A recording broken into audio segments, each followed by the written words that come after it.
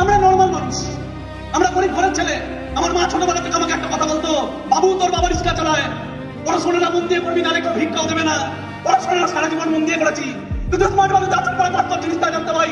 ছোটবেলা থেকে পড়াশোনা করার পরে বাস্তব জিনিসটা জানতে পাই। আমার মা কতটা সরল, আমার মা বাবা কতটা সরল যে আমার মা আমাকে ছোটবেলা থেকে একটা জিনিস শিখিয়েছে, বাবু পড়াশোনাটা মন দিয়ে কর, নাহলে কেউ ভিক্ষাও দেবে না। স্মার্ট ভাবে যাচার পর জানতে পেরেছি আমাদের মতো ছেলে মেয়েদের প্রাইভেট কোম্পানি ভিক্ষা দেয়, কারণ আমরা পড়াশোনা করি তাই।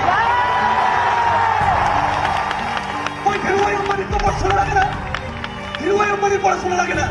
ধীরুভাই আম্বানি আজকের দিনে আইআইটি থেকে ভিক্ষা দেয়, ধীরুভাই আম্বানি আজকের দিনে দাঁড়িয়ে কোটি কোটি মানুষকে চাকরি দেয়। আমি কেন পয়সা হইনি ধীরুভাই আম্বানি হওয়ার জন্য? এই ভেতরে আওয়াজটা কে জানিয়েছে? এই একটা ছেলে ফেসবুক করে, হোয়াটসঅ্যাপ করে, প্রেম করে, সব করেছি।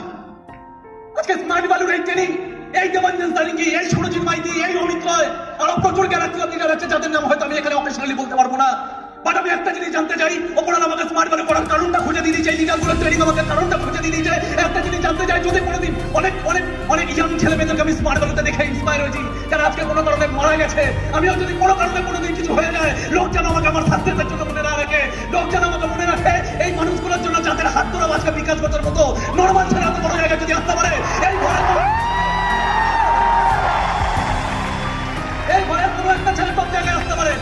আমি জানি না আমার কেন স্মার্ট ভ্যালুতে জন্ম হচ্ছে, বাট আমি একটা জিনিস জানি, এই ঘরে প্রচুর ছেলে মেয়ে আছে, কথা বলে কোনো একটা ঘরে, কোনো একটা ছাদের নিচে যদি কোনো পবিত্র জিনিস নিয়ে ডিসকাশন হয়, যেখানে স্বয়ং ভগবান বিরাজমান থাকে। আর যদি স্মার্ট ভ্যালু সত্যিকারের পবিত্র হয়, যদি স্মার্ট ভ্যালু সত্যিকারের পবিত্র হয়, তাহলে এখানে স্বয়ং ভগবান বিরাজমান আছে। ভেতরটাকে অনেস্ট রেখে কথা বলতে হবে, ভেতরটাকে অনেস্ট রেখে এখানে দাঁড়িয়ে থাকা মানুষগুলোর জন্য হাততালি দিতে হবে।